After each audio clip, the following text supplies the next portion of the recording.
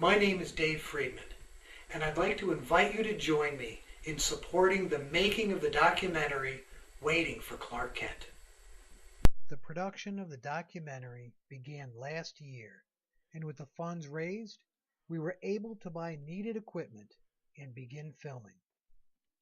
As we start phase 2 of the production, we're raising money to buy clips that have been shown on other news programs and filmed by other people. The importance of using this original footage cannot be understated. Now, yesterday I proposed a few ways to bring our schools into the 21st century.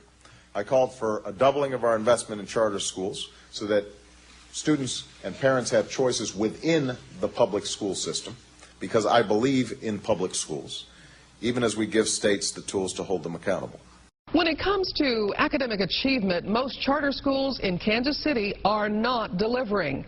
All but 3 schools failed to meet any state standards in last year. APS is considering revoking the charters of 4 schools. At a meeting tonight, Superintendent Winston Brooks said the charter schools have not disclosed certain financial records.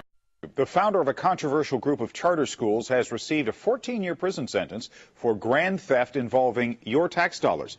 The board cited big concerns about the school's management in denying its appeal for a charter renewal. Acknowledging academic performance, officials said the school made management decisions that left its financial stability in question. In acting, there isn't job security, right? There's an incentive to work hard and be a better actor because you want to have a job. So why isn't it like that for teachers? You think job insecurity is what makes me work hard? Well, you have an incentive to work harder, but if there's job security... Be an actor. It's not an incentive. That's the thing. See, you take this MBA-style thinking, right? It's the problem with ed policy right now. There's this intrinsically paternalistic view of problems that are much more complex than that. It's like saying a teacher is going to get lazy when they have tenure. A teacher wants to teach.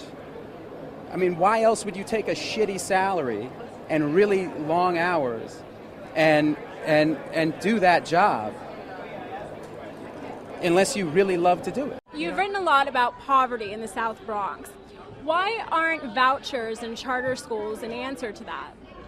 Vouchers in charter schools are the worst possible answer.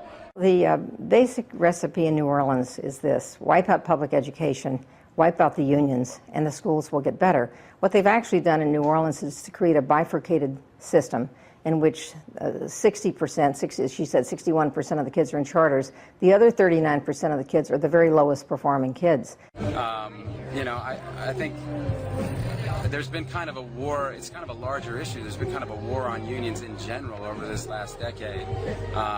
We've seen play out in kind of all these different industries, and it feels like they've been going after teachers for about 10 years now. And these policies now are horrible. These punitive policies that are punishing teachers, that are blaming teachers without ever talking about poverty, without ever talking about any other possible contributing factor. Because, first of all, they will never serve more than 2 or 3%, maybe 5% at most, of the population. So then we need more charter schools. Now, that's insane.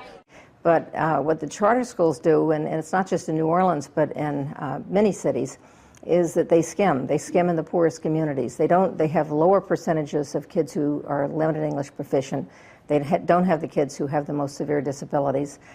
They don't have very many homeless kids. You can just go on and on with the categories, and by not taking their fair share of those kids, they have higher scores. The fact is, first of all, charter schools on average are no more successful than public schools. The only ones you hear about are the super schools, the ones that get on Oprah. So to break up the union and pay them less and give them less rights is definitely not the answer. And that's certainly not the way you're going to draw people into the field of teaching. In the district school, differentiated instruction and a heterogeneous classroom are used to promote the growth of all students. And there is a plethora of services available to help the social-emotional growth of students. These services are rarely, if ever, available in the charter schools. Today, we got our hands on a full state audit of Albuquerque's charter schools. Page after page shows financial mismanagement that could make the schools vulnerable to embezzlement. Borrego, the former business manager of the Jemez Mountain Schools, she pleaded guilty to writing more than 500 district checks totaling $3.3 million to herself and her family. She faces more than 4 years behind bars. So join me as I investigate what the charter schools do with the money they're given and discover how millions of dollars are given in rent and management fees every year to a small group of corporations who answer to no one.